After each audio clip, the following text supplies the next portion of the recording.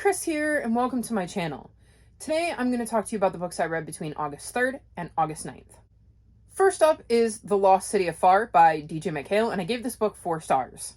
This is the second book in the Pendragon series. In this series we follow Bobby Pendragon, whose Uncle Press shows up one day to ask Bobby for help. Bobby quickly agrees, but never expected his uncle to whisk him away to another world. In the first book, Bobby quickly learns that the world his uncle has brought him to is on the brink of war, and Bobby's help is required to prevent that, as if this world goes to war, it could have disastrous consequences for Bobby's world.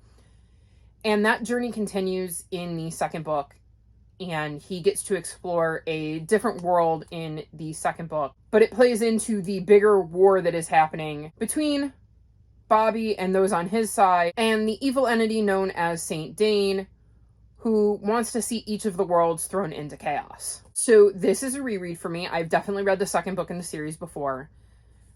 I still really enjoyed getting to see Bobby's journey and how it is told to us as he ends up sending basically journals back home to his friends. So we kind of get to see what's happening in Bobby's world while at the same time getting to see what's happening with the adventures Bobby's on. And I think the journals that he sends home and the reactions we get from the character he sends it home to gives us an interesting perspective on the enormity of what Bobby's going through as they try to wrap their head around everything Bobby's seeing. At least for Bobby, he's experiencing it. I definitely like that we have a different perspective on the stuff that Bobby is going through.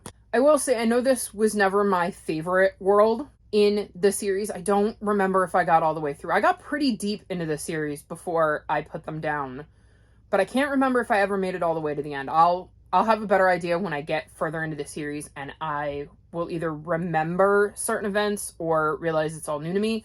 But I know a few of my favorite worlds, and this was not one of them. But I think I enjoyed it more on a reread because I had a different perspective on the whole story, given that I was far deeper into the series this time around. Even though I don't remember everything that happened, I at least have a better idea of some of the events that play out, and I think that definitely made my enjoyment of this book and certain aspects of this book click better for me. Regardless, I'm still enjoying my reread of this series, and I'm looking forward to continuing on with Bobby's adventures.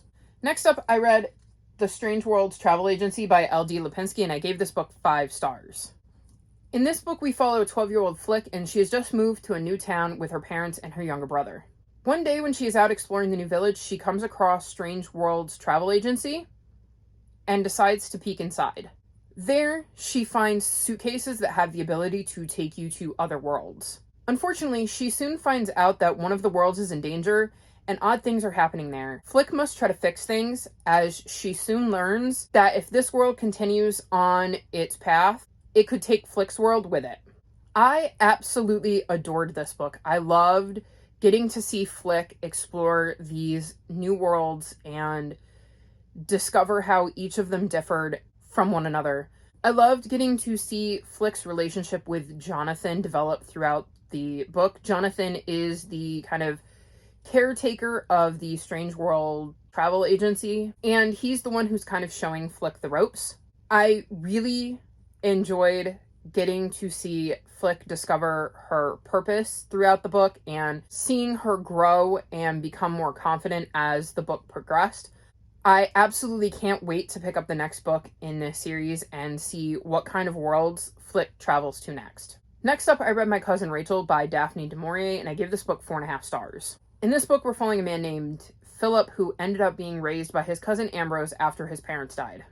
When Ambrose goes on a trip, gets married, and ends up dying after sending Philip several letters casting suspicion on his new wife, Philip is determined to not like this woman who inserted himself into his cousin's life. When he meets her, though, despite his best intentions, he is drawn towards her. But in the back of his mind, there is always the idea that she could have played a hand in his cousin's death. So I absolutely loved this book. I love the way Daphne du Maurier kind of writes her mysteries. The idea that you went into it knowing that there was probably something weird about Ambrose's death, but you don't quite know what it is. And I like the fact that you spend the whole book trying to put the pieces together, just like Philip is. But at the same time, you're watching the relationship between Philip and Ambrose's widow grow, and you're second guessing whether she would be capable of committing this murder. And it is so interesting to go back and forth with Philip throughout the book. I think Daphne du Maurier just does a brilliant job of writing mysteries and sucking you into the plot and having you get attached to the characters and want to figure out the truth of what happened, right along, in this case, with Philip. I definitely will read more from Daphne du Maurier, and I can safely say that at the moment, she is easily my favorite classics author, as despite having only read a few classics in general, she is the only one I've read and really enjoyed the classics I've gotten to read from her. Next up, I read Charmcaster by Sebastian de Castell, and I gave this book 4.5 stars. In this series, we're following Kellen. In the first book, Kellen is almost 16, and in his clan, by 16, you've either presented your magic or you won't have it. And if you don't have it, you kind of become a servant to the rest of your clan who do have magic. And Kellen, who does not have really any magic, decides in the first book that he's going to try to figure out a way to trick his clan into believing he has magic that he doesn't. At the same time he is concocting this plan and trying to enact it, a mysterious woman named Ferris Perifax shows up in town. Kellen has no idea, but Ferris Perifax is about to make things in his life very interesting. So I can't say much about this book, as it is the third book in the series, and I don't want to give anything away about Kellen's journey since the first book.